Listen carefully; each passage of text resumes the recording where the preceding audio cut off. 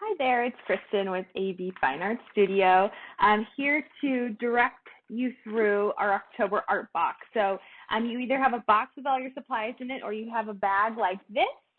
And so you can go ahead and just dump everything out. So you're ready to go. You should have two sets of paintbrushes. You have a wide brush and a skinny brush. You should have a pencil. There's another brush that looks kind of like this.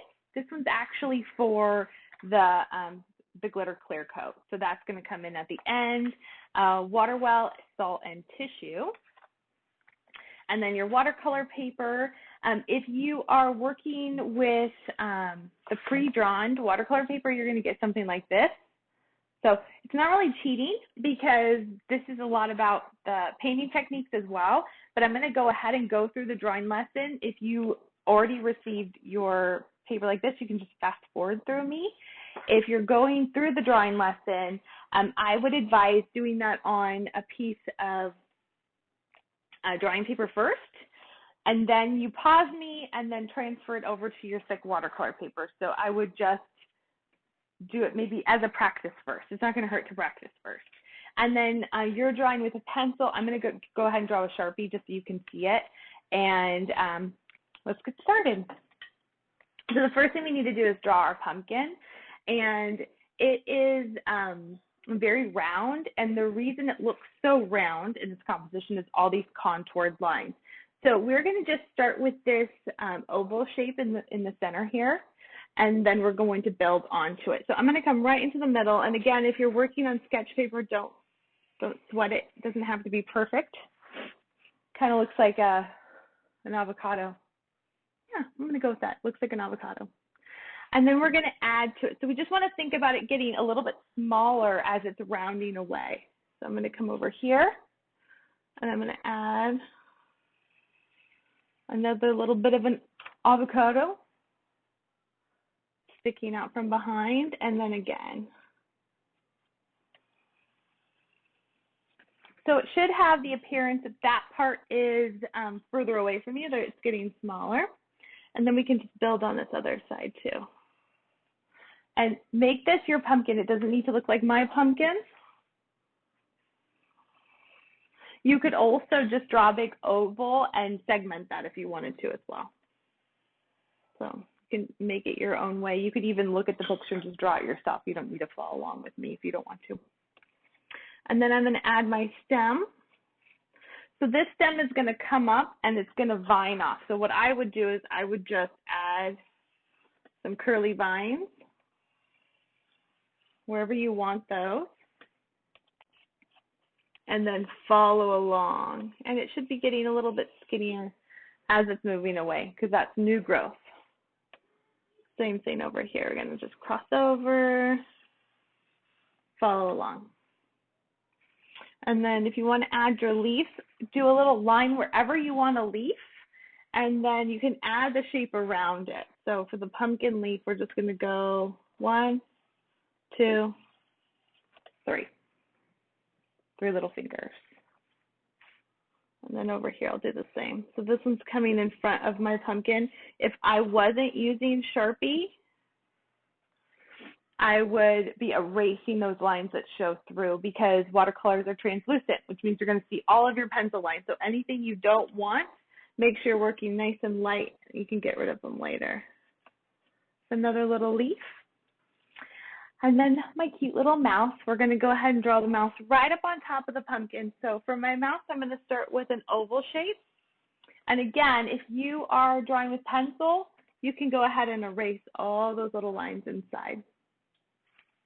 And then I'm going to add a triangle shape to the front of my oval. This is general body shape, super, super simple.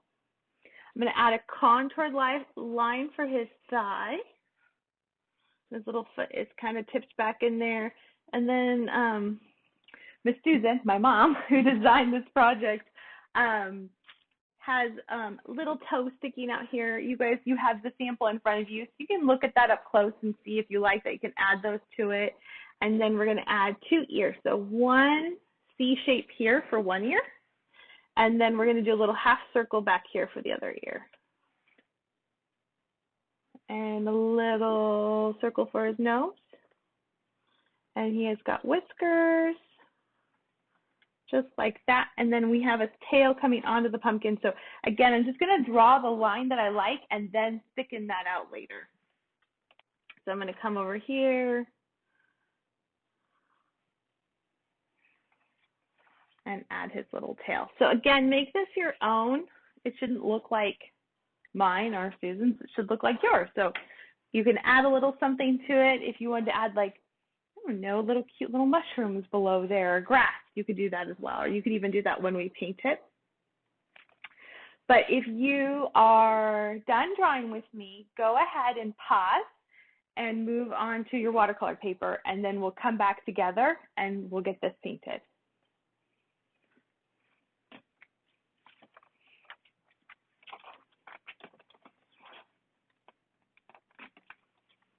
Okay, so we're going to get painting now.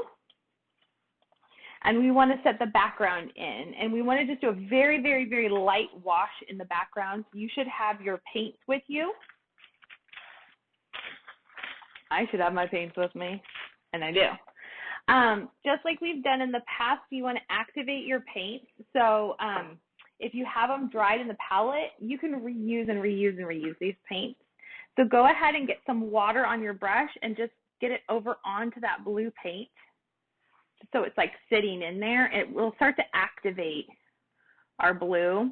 And if you want to, while you're hanging out, you can actually put a little clear water in all of those just to get them ready. Especially if they've been dry for a little while, it doesn't hurt to start to activate those. I want to do it. It takes forever. Okay. So we want to do a little wet into wet action in the background. So what I'm going to do is I'm going to just brush a little bit of water anywhere I want to add that blue. And I just want to add it around the pumpkin. It's kind of like setting the stage for the pumpkin. So I'm sizing the paper with my water, clean, clear water. Can you even see that? Yeah, you can see it. That's fine. Anywhere I want my blue. And then I'm going to go ahead and dip my brush in my blue paint. So already just sitting there, I don't know if you guys can see right in there, that water that I added is turned into watercolor. So it started to take that pigment from the paint that's been sitting there. It's been activated and it's getting nice and bright blue. And I'm just going to drop color in anywhere I put my water. And it should be nice and flowy. Wet into wet is a watercolor technique where the wet paper is so excited to see that wet paint. They just collide into each other. And it makes that nice texture. It's like the Kristen answer of what it does.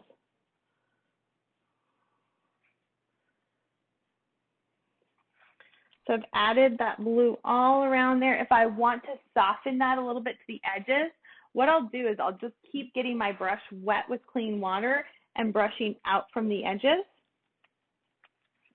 And I can do that as many times as I want to. And that's just going to soften it. It's going to make it like a gradient wash right there.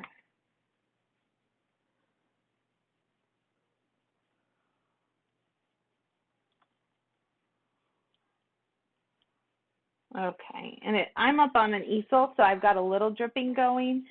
You shouldn't have that problem, but you always have a little tissue in there if you want to dab a little bit off, do a little lifting out, and that creates a little texture too. Just going to lift out a little bit there. But have fun with those textures. If you've done watercolors before, you know what I'm talking about. You can kind of go crazy with all those. It's really, really fun. I'm going to do the pumpkin next. So I've got this beautiful orange paint that I've already activated. So that's ready to go. I also have yellow and red. Yellow and red make up orange. And so if I want it to be a little bit of a red orange, I'm going to add a little more red. If I want it to be a little more yellow orange, I'm going to add a little bit more yellow. So you are welcome to play around with those colors. And I'm not going to size the paper for this one. but I am going to play around with water a little bit. I want to keep this really, really, really wet because I'm going to be using salt on here, and I want the salt to really activate when it touches that paint. I want it to be soaking up a bunch of the paint, so I want to keep it really wet so I get that beautiful texture. So I'm just going to kind of play around with color. So this is the orange that's in your palette, and I'm going to try and go around my leaves. Because again, watercolor paint is translucent. Maybe I'm going to add a little bit of yellow to this one. This is that yellow ochre. Always looks so pretty.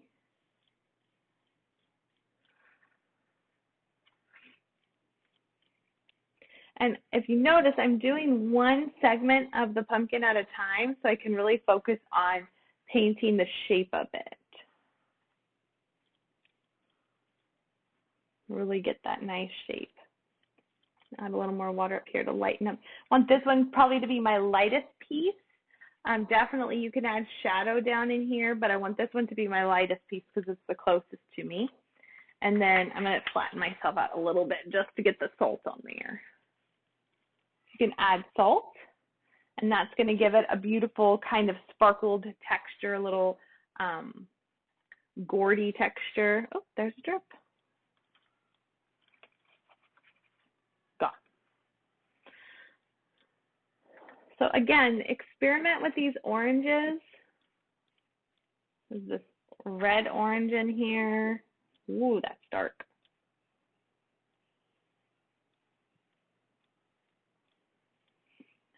You can always practice putting this on another piece of paper too, just to check the colors. I'm gonna lift up a little bit on my little mouse. My mouse is going to be a dark color, so I'm not too worried about him, but you always can just go around that if you want to keep him white. That would be actually really cute. And with watercolors, you don't paint it white, you leave it white. So then your job is done. Got a little dripping going here. So before I move on, I'm going to do a little bit of salt on these guys. And if you like that dripping effect, you might not, that's fine. But if you like it, you can always lift your paper up and get that effect.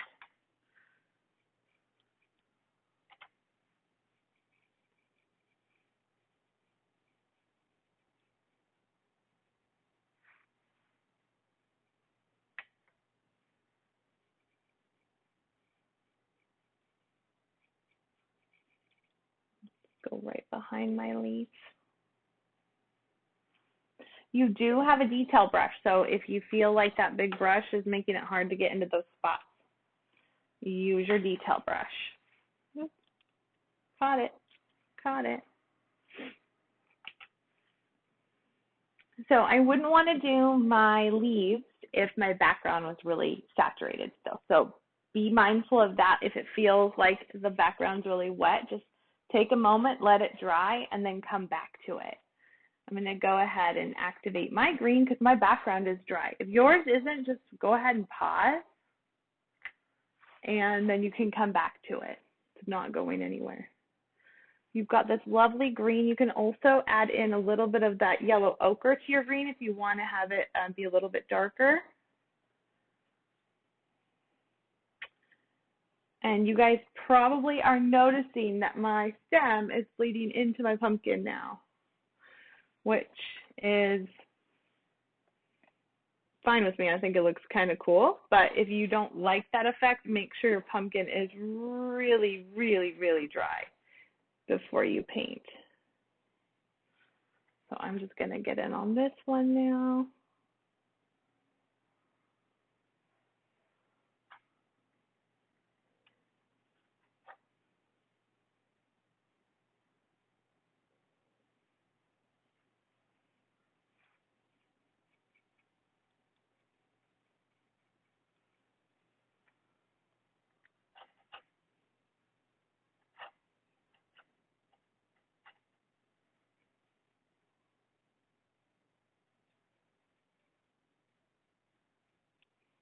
So you can always do that same wet and wet effect on your leaves if you want your leaves to have more of a natural look. And you are more than welcome to use the salt on them as well. You can go crazy with the salt. So I'm just going to kind of wet that a little bit first. Ooh, it just jumps out.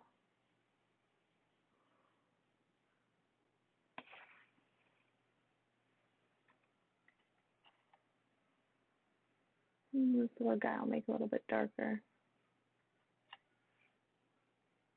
If you want tealy leaves, add a little bit of blue.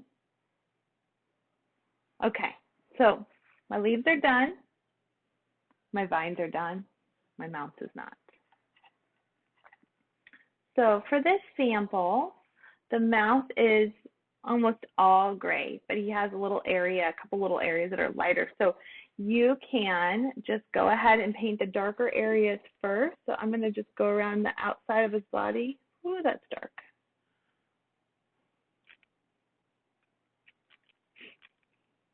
And kind of outline him a little bit where I know I'm going to go darker. Get his tail on there. Again, if my pumpkin is wet and it is little, I'm going to have a little bleeding with that tail. Just a little bit. His little feet are down here. And so I don't want him too dark. So I'm going to go ahead and now just, oh, that's very dark. Just get water on my brush. And your paint is, your water is probably a little bit murky by now.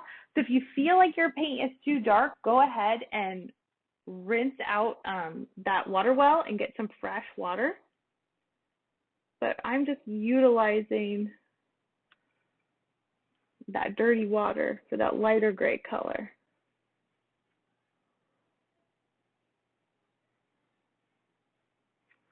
So I always say there's no mistakes in art because I do believe that. But you might look at my tail and say, oh, that was a mistake. For you, it might be. So if it is, make sure that your pumpkin is absolutely dry before you go in there and paint it. Or else you're going to have that cool effect that I have. But this should be fun.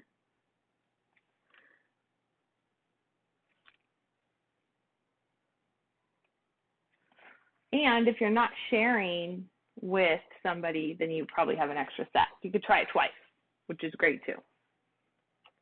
First one can be your practice run. So there's that cute little guy. Take a little more time on him than I am, just so that you can make sure it's all dry. But there are no mistakes. If I really feel like this is too squishy, I can just take my tissue. Don't get stressed out. Never get stressed out with art. I can take my tissue, I dab him off. Watercolors are so forgiving and kind.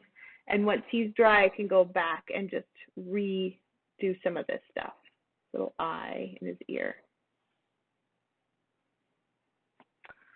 It's kind of a big nose. He's okay.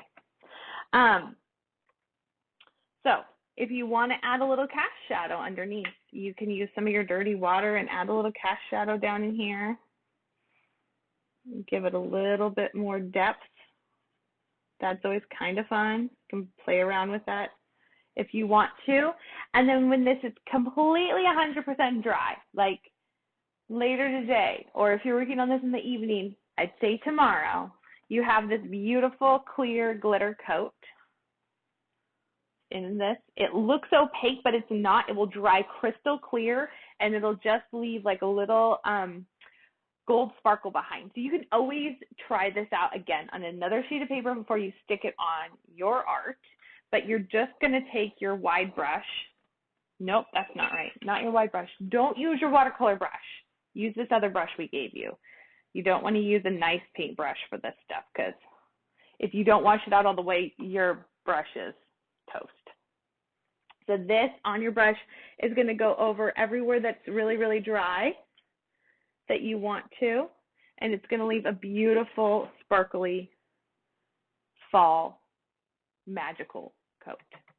And then if you do want to reuse this brush, which you may want to keep it, it's a great little brush, make sure you wash it really, really well. Once acrylics are dry in the brush, it's like a plastic bristle after that. You're done. So make sure you get this really, really clean when you're done. Share your finished art with me. I'd love to see it. Since I can't teach you in person, I would love to see what yours turns out like. And if you have any questions or concerns, go ahead and message me. I will talk to you guys soon. Bye.